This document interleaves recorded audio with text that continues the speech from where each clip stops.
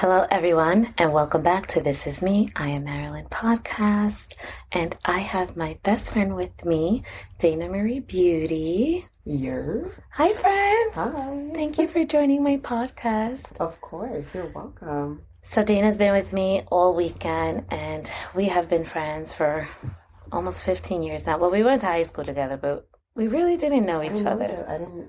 I just knew your brother. Okay, yeah, that makes And I just sense. knew that you were his sister. But we didn't hang out. We just passed each other. It was nothing and whatever. After high school, we then became, it was fate. It was fate how it all worked out. We won't go into the details, but we are just inseparable. If you follow me, you see my makeup, my photo shoots. Dana does my makeup, and she's always behind the scenes in the photo shoot. And I cannot do anything without her by my side. Yes, you can. I can, but I fail. I cannot do it. I tried to do one photo shoot and Dana wasn't there and everything just fell out of alignment. I hated my makeup. I hated the pictures. I hated everything. And Dana's just there. You're just there to just be like, okay, friend, neck, chin, waist, suck it in. Shoulder back. We all need that. But Dana's been with me this weekend just because we went out, but I've been going through a lot. I'm going to cry already. You ain't even got no tissue. I didn't even get started, but I think that when you go through something in life, it's just so important to have the right support around you. Yeah. Some of the things, a few of the things, because when it rains, it pours.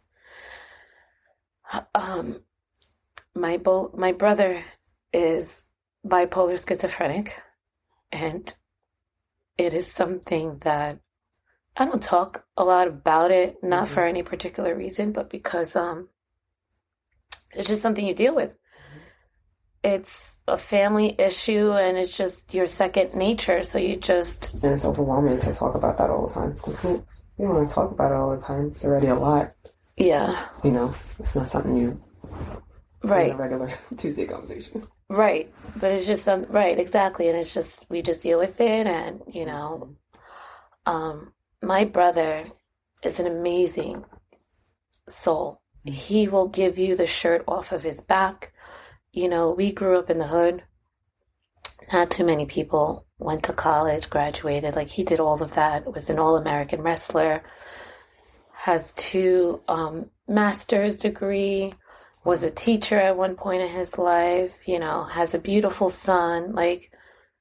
It's the disease. And terrible. The mental illness just took over him when he was up in college. Fortunately, he was able to still push through. But life has been very challenging for him, very difficult. It's very, I felt like he has never accepted his illness. So has never handled it properly. But fortunately and unfortunately, the system failed him in a sense because but it also is because he has family members. He has gotten into so much shit and because, he has me or, some of my family members, but particularly me, because I've always been the point of contact, has just been there to just get him out of shit or just once they see families involved, they're willing to help a little more. So it just sucks for those people who do have mental illness, they don't have anybody. Wow, that's so sad. So to wrap up what happened, my brother has been off his meds for about 2 months, and he got into a confrontation with a roommate, and it was physical. The man passed away, succumbed to his injuries as a result of the fight, of the altercation. So now my brother is in a situation where he may be going to jail forever, to a psych ward. We just don't know. It's fairly new. But it's just so painful to deal with because this isn't who he is. Yeah. And he wasn't in his right state of mind. Mm-hmm. But at the end of the day, someone did lose their life. Yeah.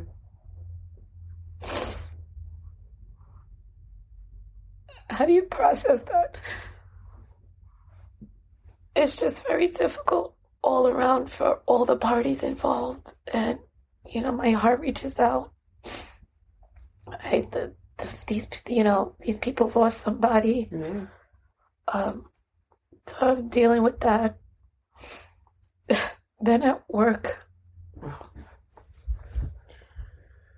Look, how long y'all want this podcast to be? I know.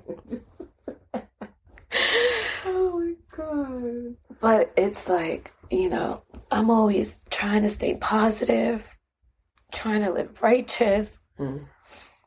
And the weapons that are just constantly just trying to be formed against me, I'm fighting them.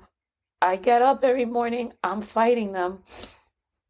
Then at work, it hasn't been the first time that this has happened. I've told you about it several times on like how crazy my boss has spoken to me. And Thursday was just like the straw that broke the camel's back. He just violated my personal space. It was, and the crazy part is that I had told him that one of the reasons why I got divorced was because of verbal abuse. It is a trigger for me. And when I tell you, like, I have anxiety now because of it, like, my chest literally hurts, like the pressure and everything. And then for you to a few days later violate my personal space. And when I go and have a meeting with you, you just want to like, oh, it's just a regular Tuesday. It's okay. It's my bad. I had a bad day.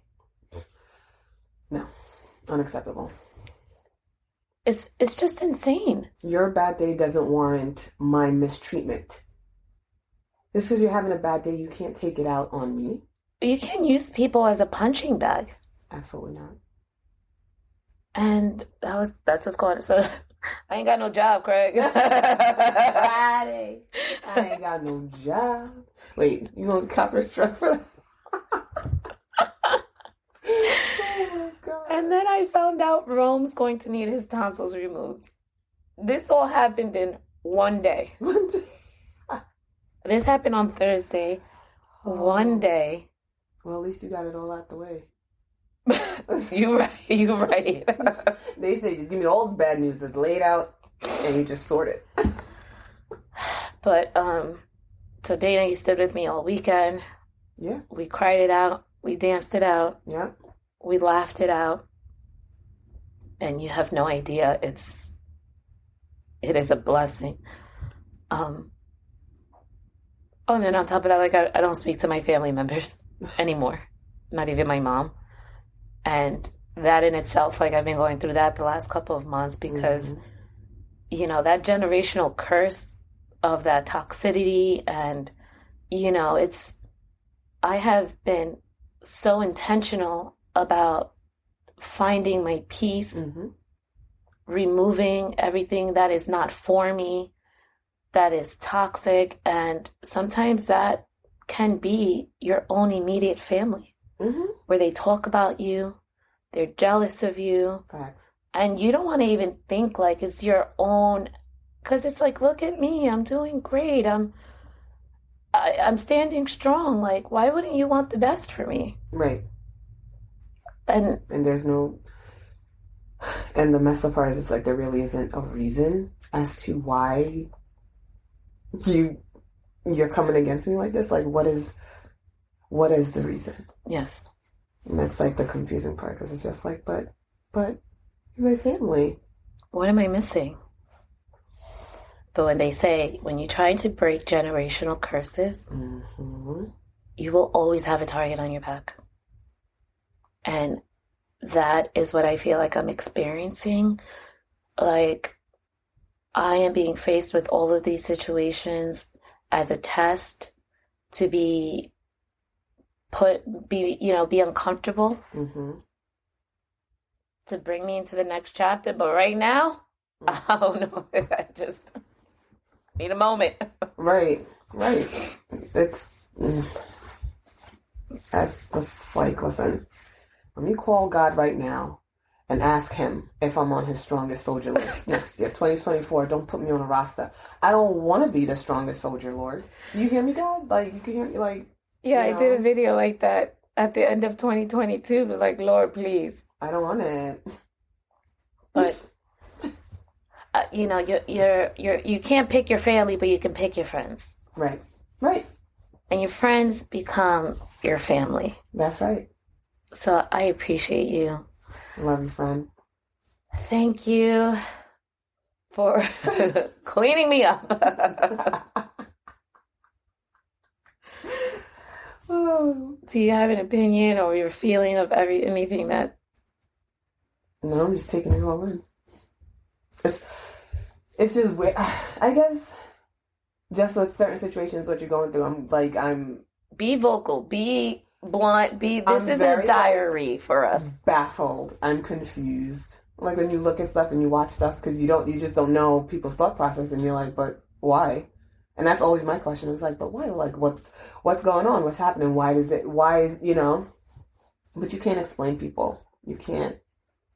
I think that the getting caught up on the why is what really drives you to like... Madness? Yeah. I need to know why.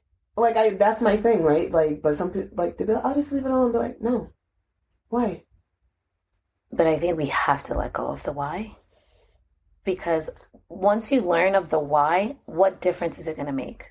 Because then I'll know, like, I'll understand. Like, if I know why, I can, even though, let's say you figure out the why.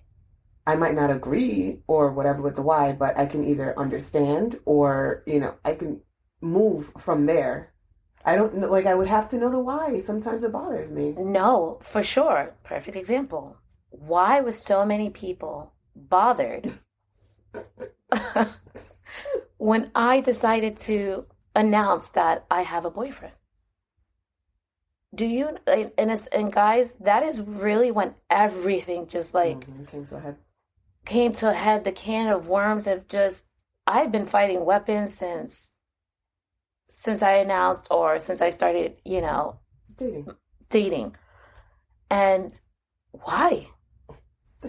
That is the $1 million question. Till this day, why was so many people bothered? But it's like, I had to let that shit go. Because if I sit there and try to figure out why this person, why that person, why this person, why that person, that is a full-time job. Listen. Think about it. I'm trying to, look, we having a hard enough time trying to understand ourselves. Right. You can't. But I'm glad you said that. But I know myself. Because I've taken the time to work on myself and heal myself. So because I know myself, the why as to why they're so bothered, they're bothered. I am bothered because we're going out. We're going to concerts and dinners and holding hands in the park. Like, I can't be bothered by their botheredness of the why of why I'm in a relationship. As convoluting as that's just sounded, that's how chaotic and crazy the situation is. So if you're sitting, well, why this person? Well, why? Who gives a fuck? And I had to learn that, and I had to let that go, and I had to. That was the test. How are you going to handle it? Because if you're so worried about what other people say, and for me, I'm the last person to give a fuck what anybody has to say. But I think what was bothering me so much was that it was in my inner circle. Yeah. So because of that, it was hurtful. Well, that's why you'd want to know why. Because I feel like if it's so close, this is like, if it's our inner circle, whatever, it's just like, you should, like, why is it bothering me so much? If it was strangers, you don't give a shit. Right. But that's why the why bothers me. Right. But I had to let that go. You gotta let it go and try to move past it. But it's just like, for me, I don't feel like you can move. I can't move. I wouldn't be able to move past it and move forward and everything is okay unless I knew why. Because if I don't know why, it's bound to happen again. It's going to happen again. I just feel like for me, I just reached to a point where it was over. And like, it was a movie on repeat. And I was the main character.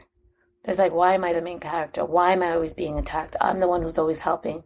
I'm the one who's always like the point of contact. I'm the one. So why am I the one that's always constantly getting attacked? And then when you open up and start confronting, now you're confrontational. Oh, of course. Now you're being argumentative. Now you want to argue about everything. Now I'm the issue. Because now I'm starting to put them uncomfortable because I'm asking about the why. People are crazy. It's a mad, mad world. And I think for me, everyone's like, you're so nice, like, you're so positive and stuff. Like, this is genuinely who I am. And I don't know what people equate to having a lot, but I know what my vision board looks like. I know what's on my goal list. So for me, I have what I need. I want more. Right. But I say that to say, like, I don't even got it all. Right. And motherfuckers are still trying to disturb my peace. You know what I'm saying? Like, because what's more important to me than anything, than the material stuff, is just peace, happiness, and my children being happy. Like, that is my priority in life, is not to fuck up my children. Right. That is my priority in life. Breaking another generational curse. I'm always, and I fail at it sometimes. I argue with my kids. I wouldn't say fail. Maybe not failing. I wouldn't say fail, but sometimes it's just like, you don't have the answers. I don't have the answers. I'm still trying to figure it out. Like, everybody's still trying to figure out life, and it just so happens that you're trying to figure out your life and the other little lives that you have. So it's like, it's a lot. It's a lot. No one has anything figured out. Life is just, everybody's just trying their best. Girl, I'm trying. Between my brother, my job, the kids, trying to, balance everything. Trying to be an entrepreneur, figure it all out. I'm self-made. No one's taught me. I'm self-taught on everything. Everything you see, I'm self-taught. I've been doing this for over 10 years. When I was in Atlanta, I sat there for hours, learned how to edit my videos. Like, you know how much money wasted on trying different equipment? Not wasted. Well, it wasn't. Well, it was wasted if I couldn't use it. It's money, but it's trial and error.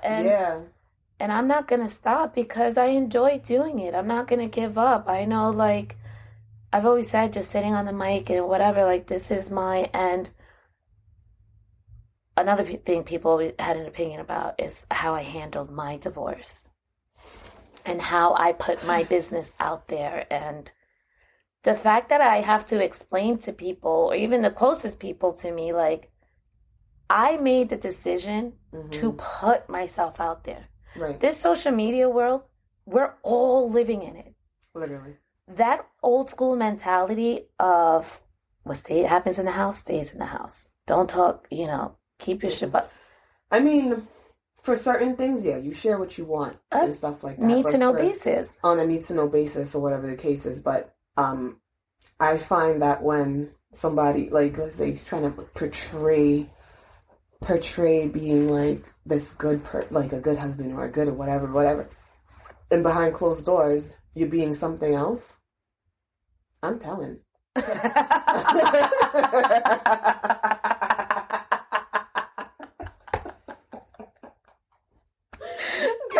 said, I'm telling. Like you said, long gone are the days where I'm gonna be behind closed doors suffering.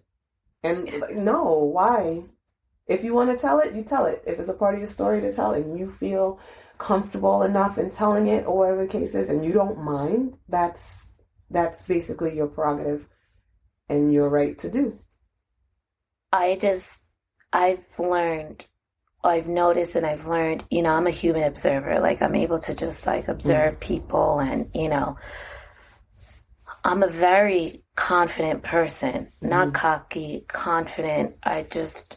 it's just always been my demeanor since I was a little girl. I'm just very, outgoing or whatever.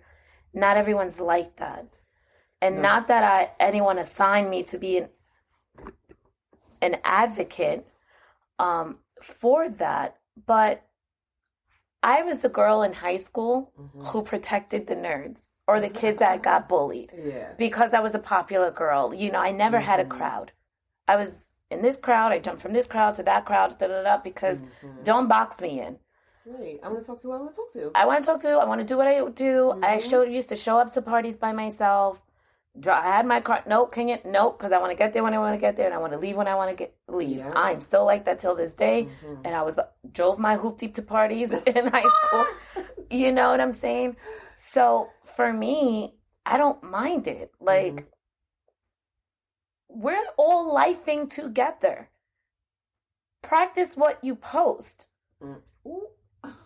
And for me to have the confidence or the voice and be like, yo, this is what's going on. We live in social media. We don't got yellow books or white pages or Rolodexes anymore. Oh, shit. You know what I'm saying? So it's like, all right, if I want to be an entrepreneur, this is what is this social media shit about? I'm almost 40, so I'm a little old school, but I'm open-minded to move with the times, to change with the times. So when I decided to put my marriage out there, what happened, it wasn't fair for me to show everyone sweating to the wedding.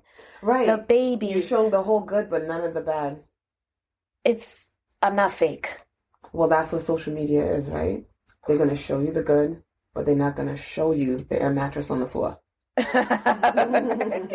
just take the picture right next to it. Right. It's a perspective, right? The angles and shit like that. But you're on your journey to be, an influencer or whatever, and you feel like you want to share that moment because that's the real raw life situation. This is what's happening.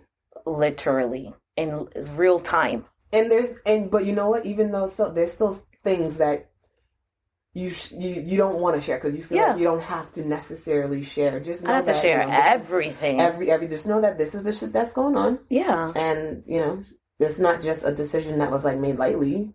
I feel like that's what people think. They're just like, oh, you just want to give it. It's just like there is shit that's happened or happening and stuff like that that can't be dealt with. Like, or you refuse to have yourself in that situation. You refuse to be in that. You know what I'm saying? And I don't see it because you don't. It's like. If I did it, believe it's for good reason. Exactly. And that's it. Can you repeat that again? If I did it, believe it's for good reasons. That's it. Trust. Right. Trust in your friend. Trust in your person that the decisions that they're making in their life is for them. To feed them. That they know what they're doing. Yeah, that one was strong. Trust. That the decisions that they're making it's for a reason. People just don't. I don't know about other people, but you, or whatever, we just don't do things just because everything is thought about day and night, in the shower, in the bed, in the car. Like you think about it, you make a move, and when you make that move, you've thought about it. So I don't necessarily need anybody else to approve of it or to tell me or whatever the case is. And if I feel like if I share it with you, I feel like we're close enough for you to get that information. Do you know how many women, and I guess maybe this is the part that I don't share because I don't do things for the praise and the glory and the attention and shit like that. The praise and the glory and the attention, exactly. I was getting inundated with so many messages and emails, and literally I would send like video messages to mothers who would ask me, or like I had this one mom is like, I see what you do with your kids, and people don't know me how much of a mom I am, or now is when I'm starting to share like me yelling at Kaden and stuff like that, but I also want to respect the boys and I'm not forcing them into my world, and I don't want them embarrassed and whatever. But she's like, do you have any advice? This is what's going on. And my daughter's suicidal. you know, like, I take my time to do, and I want to do it. Like, the fact that you think that I can have, it's humbling, and it's not easy. And the fact that I feel like I don't have it all together, I'm still trying to figure it out, but you feel like, you know, yeah, or enough to like ask me, like, wow. Do you know how many women I receive messages from once I put like, what, she filed for divorce 6 months later? It's like, oh my God. And people won't share that because they want to keep this image, right? Like, everything is okay. But I'm not, yeah, like everything's okay. And they just stick it out because they're afraid of what other people are going to say, But now they see here someone like me, he put or whatever, and I just put it out, and now it gives them, women have left their husbands or their mates because I did it. They literally said, I left because of you, because you did it. I was scared. You were scared. You had nothing. I was sleeping on a couch this time last year. You understand what I'm saying? Like, for me, so I'm not going to go and share people's stories or whatever, or this is why I do it. I don't need it. Like, I'm sharing my story, and I just hope that in the journey of it all, I can help someone. And that for me is payment enough. I need payment now, though, God. You know, God, now's the time. Emotional payment's nice, but that cash money, the stuff that we can count, we'll like that, please. But I know we went on a little bit of a rant. It's okay. I just had to let it out. Thank you, friend. I hope you come back to the podcast where we do talk about. This is new for me. It's new. You were a little shy. She was a little shy, y'all. As I'm like talking, I'm like signing to her, she's talking to the mic. Putting the mic. She's like, get closer to the mic. I usually do. I started doing visual. But I didn't set up the camera today because my eyes look like I got punched. Oh, God. I'm just not feeling it right now, so you're just going to get the audio today, but it's all right as long as you're getting this message. Yeah. The message is life is going to life. Oh. The message is that the moment you walk out of your door, weapons are already forming. But you have to stay 10 toes down and stay prayed up and stay in your faith so they do not form. Because the only way I have been able to get up every day is with God. Amen. And knowing He is lifting me and He's taking the covers off of me and He is covering me. That anything that is happening in my life is not by mistake. Everything serves a purpose. So when you feel like you're receiving a message, when you feel like God is trying to reach out, when you say, hey, God, give me a sign, be steady, be still. Remain who you are, remain authentic, because God will speak to you. You know, it's crazy. It's like sometimes when you say, God, please give me a sign, you're expecting like a thunder, lightning. You're expecting like maybe like something cute, or you know, the wind will blow past you and it just blew something at your feet. But no, sometimes a sign is the shit you're going through. Which is crazy. Yeah. That's true. You know what's crazy? I know I was going to wrap up, and I don't know where I put my journal. It's right there. Oh, hold on. It's on the bed, y'all. Before I wrap up, I do want to say this, because that's so crazy that you said that the sign is what you're going through. Because everything happened on Thursday, right? The altercation with my brother happened last week, 2 weeks ago, August 4th. I'm not sure exactly when the man passed, but I learned of it on Thursday.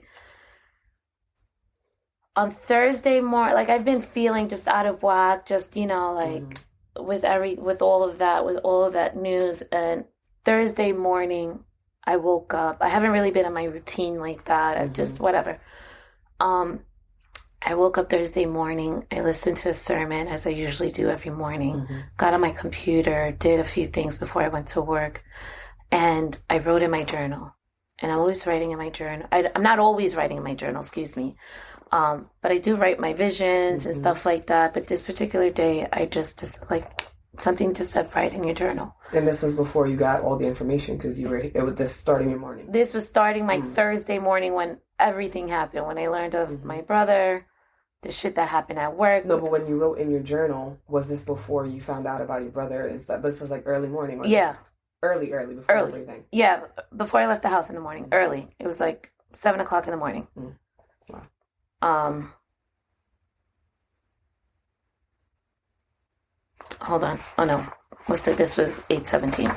I mean, today was today. Okay. I'm not going to read the whole journal, but I'm going to read the last paragraph, because the point is, I'm piggybacking off what you said, that sometimes when you ask for a sign, the sign is what you're actually going through. And before I left my house to go to work, I wrote, the only thing in my life right now, God, that I wish I can change is not having to go to an office and being able to work from home. And when I was verbally abused, an hour later when I got to work, and I walked out of that office, and they were like begging me back, calling me back, and I was so close to going back. I'm like, no. But I was already like having my anxiety attacks, like crying, like I was just miserable. I was just miserable. But then I just think about my kids, and rent is due, and this is this, and you got bills, and oh my God, like my shit is not cheap. Like what am I gonna do? Like I need. And I was on the phone with my sister, and she's like, "But didn't you ask God this morning? Right? Did you not ask God this morning that you did not want to go into an office? And now he's removing it, and you're going to be disobedient and go back." I said, well, you're right.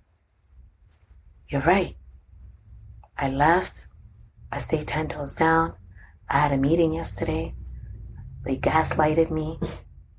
I was just like I was in, what do you call, like an assimilation? Yeah. You're like, this isn't real. Yeah. I'm like, are we just gonna act like my personal space wasn't violated? That I wasn't treated like I was a toddler? Like I wasn't verbally assaulted and almost physically assaulted? Like there's several complaints that I've submitted of being spoken to in a condescending tone, whatever. Nothing? No, we're gonna ignore that. That didn't happen. What are you talking about? So you're right. The signs can come good or bad, but pay attention. Pay attention and be intentional. That's all I got for today. Thank you, Dana Marie Beauty. You can follow her on Instagram, all her social medias. Dana Marie Beauty. Spelled out how it sounds. Exactly. DANAH Marie Beauty.